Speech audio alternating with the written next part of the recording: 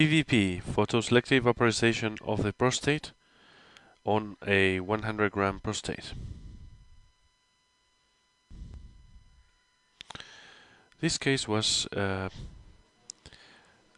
man with a big prostate who was very bothered by his symptoms.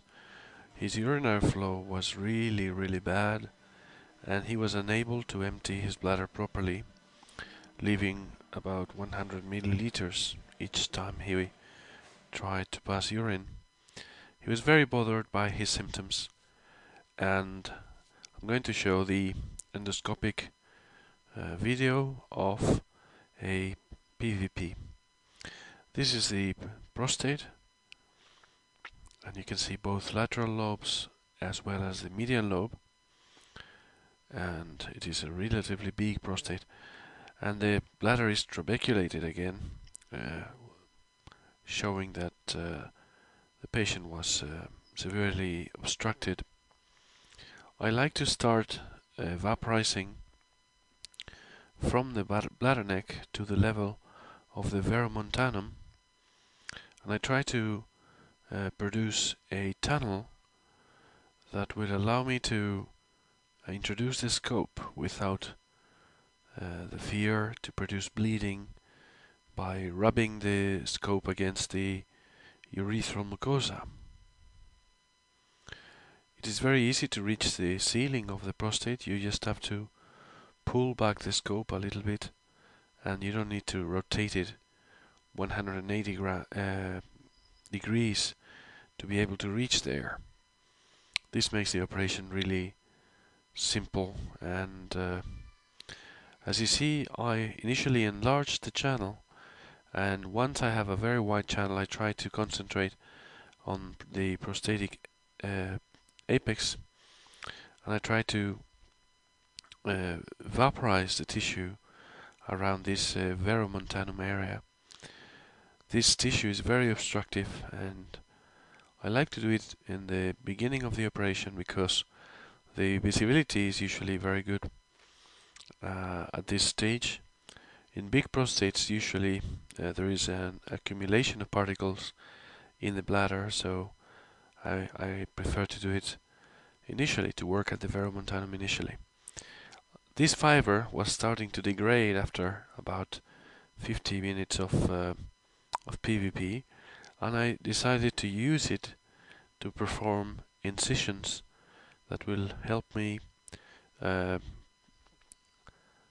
find the depth of vaporization I want to achieve, and also they will serve as a guide to vaporization, because when you do one of these incisions, this incision delimitates two masses of tissue. One is above and the other one is below. So I concentrate on vaporizing the tissue delimitated by these ridges. So I did one lateral incision, then the second one, and then I decided to split the median lobe in two halves in the midline. This is a nice maneuver to treat median lobes because it is very difficult to damage the urethral orifices when you do this.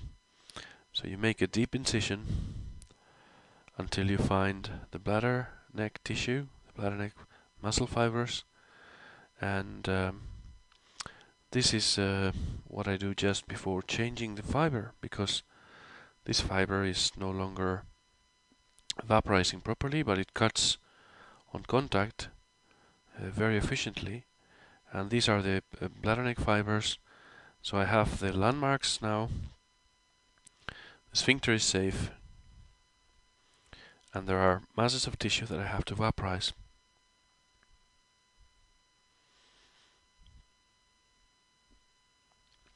This is after vaporizing a little bit of the left side of the median lobe.